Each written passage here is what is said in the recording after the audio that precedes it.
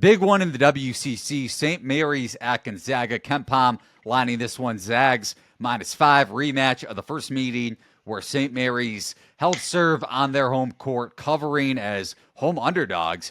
And Gonzaga really, really struggled down the stretch, up 4 with just under 10 to go, but failed to shoot well from 3 by any stretch of the imagination. Under 18%, 17.3 to be exact, from behind the arc. No play for me because I would expect the market to be pretty efficient with the KenPom line here, or maybe just a tick under it. But I don't blame you if you want to look towards the Zags.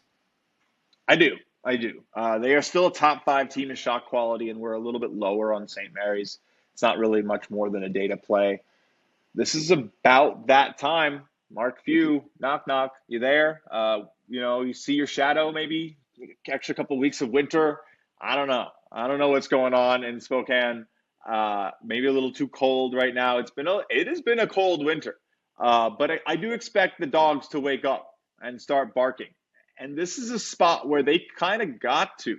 And I don't like the need to win, must win, or else type thing. You have you need to win your whole season. That should be, if you need to be losing to start winning, I think you long lost. But this is definitely a big game. And that's definitely one thing that holds true, is that you don't want to lose both games in the season to your season rival. The only one that's really competed. And Gonzaga is going to get the bid, and no matter what, and St. Mary's probably too. But lifting the banner and having the proper seed, all of that, it matters here.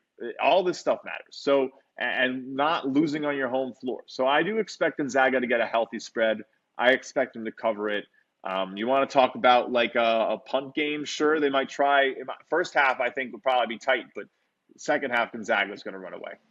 They're just going to put everything they have into it, and they're going to get the win. And it's going to get a little ugly because, St. Mary's might end up fouling, and they'll get pushed past the 2 to 3 possession line, and they'll cover. So I'll be on Gonzaga. And the other side of that is they just absolutely dominate whistle to whistle, and they win by 15. And it's sort of just like a game where St. Mary's just puts their tail between their legs, shrugs their shoulders, and goes, all right, we split. And they go home, and they just kind of keep it respectable. So we'll see. I think all those potentials to me point towards Gonzaga having value.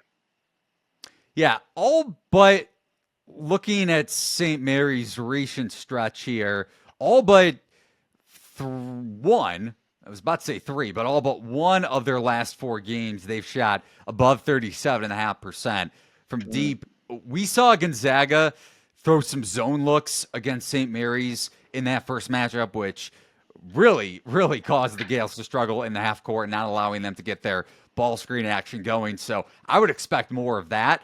And I'm with you. If I had to take a side in this one, it would be laying it with Gonzaga, maybe even first half if you can get a cheaper line. I don't hate Gonzaga -2.5 first half. Like you said, obviously there's the scenario I think second half. Yeah, or you can wait on that one, conversely. And if you get a tight game at the break, you take the Zags second half, and maybe you get a cheaper line of -2 full games, something like that.